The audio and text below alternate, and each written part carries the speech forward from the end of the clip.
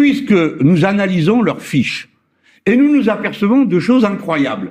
Qu'elles sont en contradiction à 100% dans certains domaines, qu'ils ne publient pas les fiches en même temps, qu'ils ne les donnent pas en même temps que les résultats, et que vous autres, les journalistes, d'une manière absolument irresponsable, vous commentez des chiffres sans les regarder. Donc nous avons demandé, écoutez, on a demandé à la commission qui s'en charge de réagir. Qu'ont-ils fait? Rien depuis le mois de juin dernier. Alors justement, on demande juste afficher la proportion de gens qui votent. Parce que voyez-vous, au lieu de discuter des sondages et des scores de Jean-Luc Mélenchon qui se moquera de vous dans les notices, vous feriez bien de dire comment ça se fait que vous ne parlez pas du fait que tous ces sondages prévoient 50% d'abstention. Alors pas tous, justement. Juste, attendez.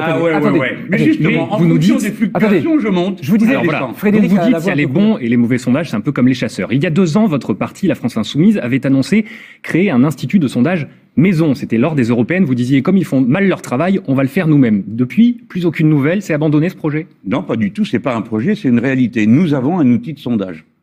Mais il n'est pas public et il n'est destiné qu'aux dirigeants de la France Insoumise. Vous avez vos propres chiffres. Oui. Vous avez vu également ce rapport de la députée LR qui a sorti des chiffres cette semaine qui sont assez spectaculaires. Marie-Christine Dalloz, sur les dépenses de communication au niveau du gouvernement. 2,1 millions d'euros dépensés de janvier à septembre, notamment pour des études d'opinion. Le gouvernement dit c'est normal, il fallait sonder l'opinion, comprendre l'état d'esprit des Français à cause de la crise Covid. Selon vous, est-ce que l'exécutif devrait se priver de tels instruments? Écoutez, j'en sais rien, je vais vous dire, je m'en fiche, ils font bien ce qu'ils veulent. Mais par contre, vous n'avez pas attaché un instant d'attention à ce que je viens de dire.